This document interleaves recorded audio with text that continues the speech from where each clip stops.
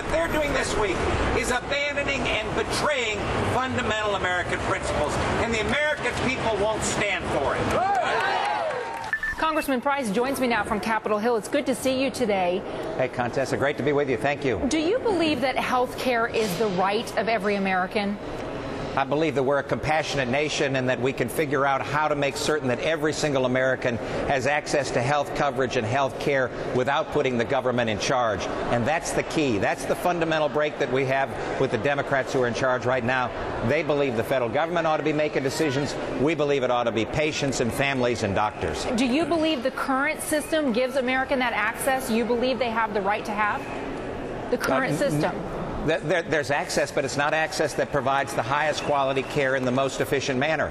That's why we believe through H.R. 3400 and other pieces of legislation that we can get individuals covered with the kind of health care coverage that they want for themselves and their family, not that the government demands or dictates to them. And that really is the key, Contessa. So we're at a fundamental divide in our nation right now. Who's going to be making these decisions? Is it going to be the federal government, or is it going to be patients and families and doctors? We come down on the side of patients and families and doctors. Let me put up the plan that you endorse on your website, this Empowering Patients First Act. You say, yes, there should be access to coverage for all, that there should be the ability to carry your insurance. If you lose your job, if you move to another state, you should be able to keep your insurance with you, that you should improve health care delivery structure and rein in out-of-control costs. I just want to say the basic bullet points there mirror what the Democrats say they want to do as well. But when we're talking about reining in out-of-control costs, you are a doctor. How do you do that?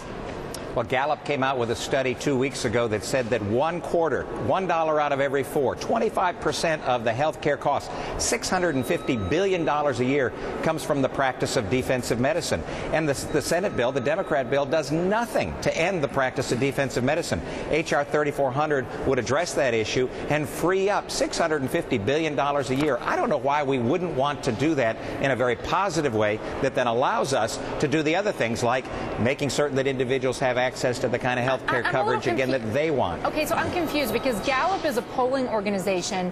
The studies that I've done by people who study health care say that really tort reform, which is what when you're talking about practicing defensive medicine, it's about doctors trying to avoid, and correct me if I'm wrong, but trying to avoid lawsuits. So the studies that I've seen show that that's no more than 2% of the overall health care spending.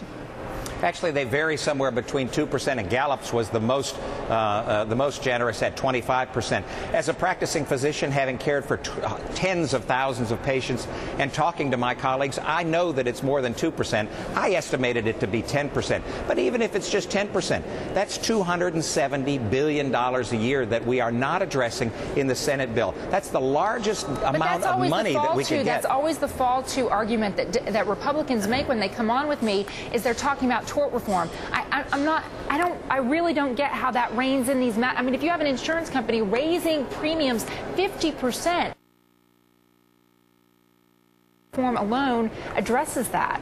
Well, if we allow individuals to actually get the coverage that they want for themselves and for their families, not that the government wants for them, and not that has government price fixing, then actually you get a system that works, that has resulted in the greatest nation in the history of the world, and that is through the marketplace. You got to make certain that folks have an opportunity to purchase the coverage that they want, but then you got to get out of the way, because what Senator Reid and Speaker Pelosi believe is the right health coverage for you may not be the right health coverage for you. It may be something completely different. And you ought to have the right as a free American to select that kind of coverage that you want for yourself and for your family, not that the government wants for you. Congressman, it's good of you to join us today. I appreciate your stand on this and your explanation.